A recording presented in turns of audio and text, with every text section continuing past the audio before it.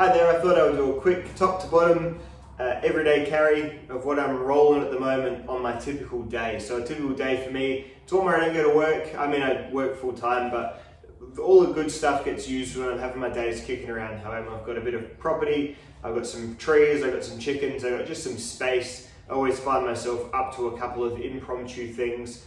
So these are what sees me through those days. I'll start from the top. So my head, 2 beanies, 2 hats lately. This is an internal Polartec fleecy sort of skull cap, very thin on its own. It's by Kathmandu, and then this one is a Zerali wool beanie that I got from Instagram ad of all things, but it was 100% wool and it's made in Australia, so yeah, I was pretty happy with that. At least I think it's made in Australia. So that's was something that I thought that's cool, and it looks alright, and it's super warm because it's wool, and especially on top of the Polartec fleece, it's good. Now moving down, no neck knife. I'm sorry to say, sad beta male here, not a neck knife guy. Now belt wise, I've got an Akubra. This is my go-to belt. I've had to keep adding holes in it lately because I'm losing weight. I'm getting skinny. Which is good, it's on purpose, and part of that is, I wear a beanie every day because first thing we do in the morning is walk around, do a couple of Ks, walk around our immediate block, and yeah, it's good. It's doing the job, eating a bit less, walking a bit more, really no other secret to that. Eating less calories or the same amount of calories as I'm using, and that's it. But anyway, my Cobra belt, it's good quality leather. Sometimes it rolls a fixed blade knife on it. So I guess we'll move a bit further down. We'll start by talking though about my pants. A good set of pants really does alter the enjoyment of EDC, that's for sure. So these are Kathmandu Federates pants, and I've done a review on these years ago. These are the pants that I wear. I always try and have a couple of pairs of them. Every now and then I think they've stopped making them, but then I'll see them in an outlet store or something, and back again, so I'll buy them. They're about $100 each usually, or even a bit more, $120 each, but they're sort of nice, stretchy-ish material, super sort of reinforced around here. They're just good pants, and they've got lots of pockets. Each side has 2 pockets per side, so main pocket here, and then a zipper pocket in here, which you can carry something else in. And then here you've got main pocket here, and then you've got a zipper pocket here up the thigh there. So very, very cool. So the pants are really the secret to a good EDC, and these they fit well, and yeah, they ride about the right height, and yeah, they're nice. Some pants are too crotchy, they baggy down here, and you find yourself when you do sort of bend down, it's too much. These have a bit, they're a bit perhaps lower than a pair of like camel toeing jeans, but they've got enough stretch in them to be able to I'm crawling around in my chicken yard all the time, picking up their shits and their eggs and stuff, so I do absolutely fine. They're always a bit grotty and dirty, but it's because I'm a bit of a grotty and dirty guy. So, knives. Righto, so today's pocket knife is the Line Steel Thrill. I'm still carrying this. It's a slip joint knife. It is very, very nice. It's made of M390 steel. It's got an okay blade on it. It cuts well, not amazingly. And it's got a little secret pocket clip where you can push the button and the pocket clip comes out. I've done a full review on this a couple of films ago, and yeah, still carrying it, still liking it. Just pop the pocket clip out, slides onto my outer pocket there. It's great. That's kind of my main EDC knife today. My other 2 EDC knives that I main are the TRM Neutron 2 and the Benchmade 945. So it's 2 smaller EDC knives. When I am knowingly going for a big day of outside work, that'll alter my knife choices a little bit. And the Thrill or one of the other 2 small knives will go down in favour of being either, if I'm going folding, the Spyderco Stretch or the Spyderco Tropen, strangely enough. The Tropen is really good for, especially on pants like this, sort of like the more, I guess, outdoorsy pants. And when you're wearing gloves especially, and it's hard to sometimes, your fine motor movements are gone because you've got big chunky fingers on, you can just do the whole Emerson, of course it doesn't do it, you can, especially when you're kneeling down, do the whole Emerson pull and your knife's just out and it's open. So pretty good. and I like that. It's a compression lock. Overall, it's a good blade. And the stretch tool is just kind of a bit beefier, just a bit more substantial than my smaller knives. Love the K390 steel on it, does a good job too. So those are my folding options, but sometimes when I'm doing, you know, like I'm going to be unbaling hay or straw or just general yard stuff, I'll take a fixed blade. If I'm going to be cutting carpet on concrete and doing just horrible things, I would just use a Holtefors GK. These are like amazing hard use knives. I've got a few of them in a couple of different blade styles. You get a chisel version, you get one of these.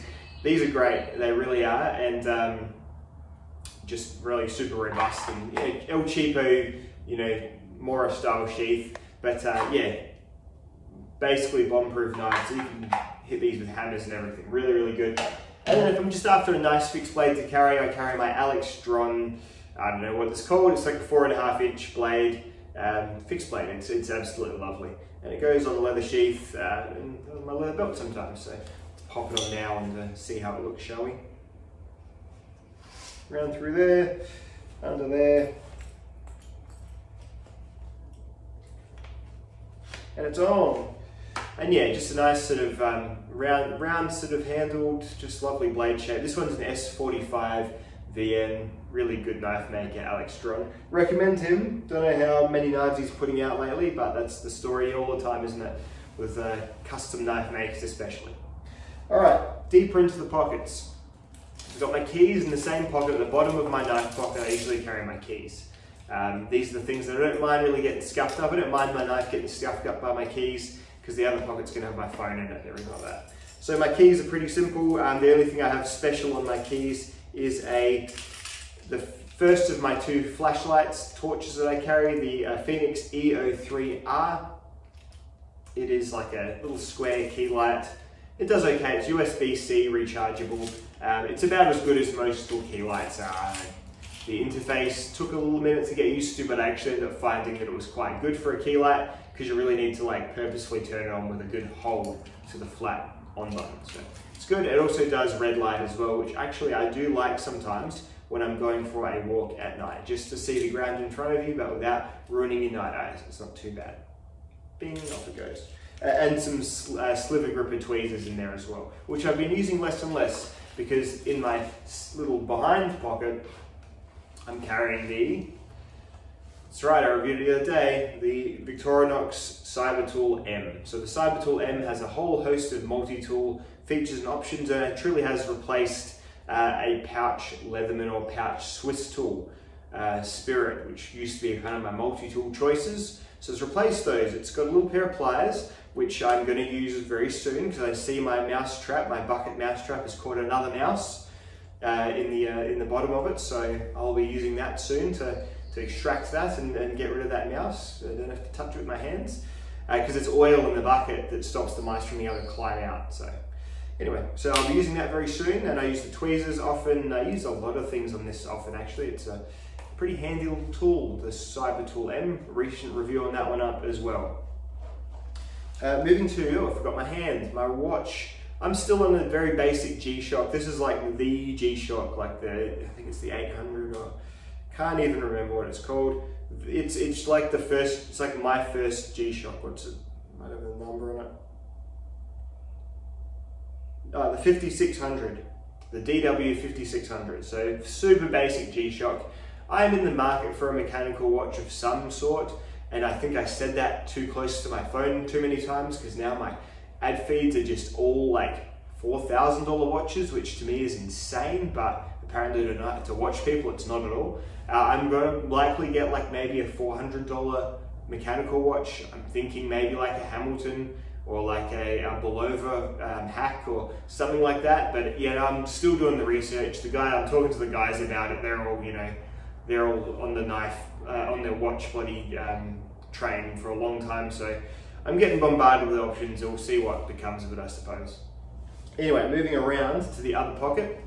Start off with a pen. I'm sort of phasing out carrying a pen, to be honest. I'm just not finding myself using them that much. Generally, if there's something I need to record, I can use either my notes app on my phone, currently filming this video, I can film or take a photo of what I needed to remember. It's just not getting used as much, and you know, pocket space. You don't want to feel like you're jangling around with heaps of crap on you. Like, I already have more crap than the average person on me, but it's one of those things. A pen is, you know, perhaps getting phased out, but this is a good one. This is a Karas Customs EDK. Nice pen, good ink. What is it? The Schmidt Easy Flow 9000, 5000. The Schmidt Capitalist P8126. Very good ink, very nice. And yeah, when I go to work, I do carry a Karas Customs Render K, or these EDK. And they're good pens, but for my EDC, I just find there's just nothing hanging out. I have gotten well back into carrying a separate pocket-mounted flashlight torch. And this one here is the EGTAC D3C. So this is quite nice. I was initially, when my friend Chris told me to get this one, I was initially like, but it doesn't have a rechargeable port. And I just ended up getting a rechargeable CR123 battery, which goes on my charger that I already had from other batteries. It was not a thing. It was not a big deal, and swapping out batteries is not a big deal at all. This one has a unique operating system, which, you know, it was a bit cold on as well, but the good thing is it's always straight to off, straight to full or off. That's your basic. You can go to strobe if you wish, and that's without mucking about with anything else, which is frankly what I use the most.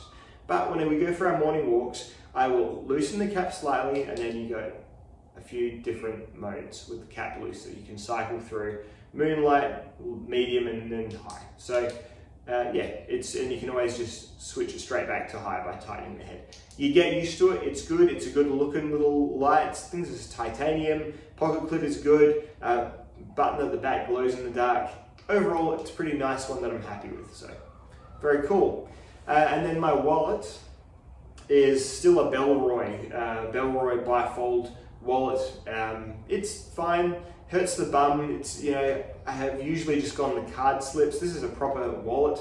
It does hurt the bum on a long car trip, so I guess I just kind of have to deal with that. What I've been doing is keeping a little perfume from when you go to a shop and you go to like the aftershave section. I've been keeping one of those in a little pot, and it makes the whole thing just smell nice. That's a good little thing. I'm sure that's nothing new to women. Women have been doing that for 1,000 years, but there you go.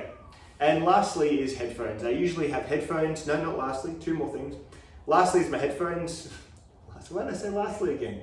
You dumb shit. I ended up getting the AirPod Pros 3 or whatever it is, the 3rd generation. And these are pretty good. They just go well with my iPhone, which I can't show you because it's filming the video. But the AirPods are really nice. Listen to a lot when I just do my work chores, my home stuff. I've always got them on. I'm listening to the new albums by Mitski, Laurel Hell, and the Arcade Fire have a new album called We, which is really, really good as well. I would play clips if YouTube's music system wasn't so cancerous. Maybe you could actually share music and more people would find more artists if people could review and talk openly about music on YouTube without the vultures doing copyright claiming, but who knows? Never going to change, I don't think. So that's my little AirPods. Generally have some music, usually just have one in, the other one charging. And yeah, it's a fine system. I'm sure there's better, I'm sure there's worse. They're probably too expensive. It just, once you know what works for you, it is what it is. And lately I've been carrying some kind of bit of fabric on me. Masks are kind of getting phased out. Where I live at the moment, you don't have to wear them anymore. It's not really even societal pressure to wear them anymore. Some people still do if they've got like a cold to like reassure everyone else, which totally makes sense. Or if you're a bit, you know, if you really, really don't want to get COVID, I guess you do what you do. I'm sort of at that stage where if I get it, I get it now, but you know, yeah, I'm not super worried about it, but anyway. That as an aside, this can double as a mask. This is a tubular bandana from Buff. And mainly what I'm using it for though is when I do stuff like clean out the chicken shit in my chickens, it's good for just this sort of stuff. So like my chickens, I like compost their poops. And so just having a bit of a particle filter over your nose, when you do that, stops you from getting some funky, you know, I don't want to be the next fucking patient zero, you know, and I figure the less bird shit I inhale, the less likely that is of happening. So, you know, these do the job of like covering your nose and mouth if you need. If you need to sort of have a makeshift mask, good on like motorcycles, bikes, rides and that sort of stuff, keeping bugs out your mouth. And also for a bit of extra warmth around the neck. during a winter walk. So pretty versatile. Usually it just rolls in my second pocket down here. It's all kind of bulge, but it's all good. So that's my stuff at the moment, guys, and what I've been up to. What are we watching? Watching The Leftovers on TV at the moment. It's a show I completely missed about probably 6-7 years ago. It's fucking great. It's like super Moorish. It reminds me of like when we first found Lost in like 2005, and we would get it on DVD, and you just wouldn't want to stop watching. It's kind of really good like that. Apparently it's just 3 neat, concise seasons, tells the story it wants to tell, and then it stops. So really looking forward to that. But yeah, apart from that, that's what I've been up to. Thanks for watching, thanks for checking in, and I'll see you in the next one. Goodbye. I get asked every so often how the cellar is going, so I thought I'd slap a bit of an update into this video about that. So yeah, unfortunately we got mice in the cellar. I was seasoning potatoes down here under a fan, and I just didn't check for about a week, and I went from having 0 mice to all the mice. So had to chuck out all the potatoes, chucked out all the rice that was in bags that I couldn't guarantee hadn't been nibbled into a bit. So that was a pain. The chickens have eaten like kings since then, but that was a bother. So I did a lot of like intensive trapping at first in here. I haven't had a mouse in here for about a week now, at least 5 days now. And outside I've set up more of a long-term sort of trap, which catches about 2 or 3 field mice a day. So they're definitely around. You know, I live out sort of with no neighbours nearby, and there's lots of sort of natural habitat for them. And also I've got chickens, so they'd be out in the middle of the night eating all the chickens' seed and scraps and stuff, without a doubt, and that's fine. I just don't want them coming in here. So as you see, I catch a mouse quite often in that bucket thing. So what have I got? I've got a bit of an extended pantry and, you know, a little bit more. Yeah, why do I do this? Well, I don't know, I get scared sometimes, and if you do, that's fine too. I think it's very human. You just want as much control over yourself existing as you can, and yeah, I'm not about anything particular. Like, it's just, you get that feeling sometimes where you just want to look after yourself and have a couple of extra things.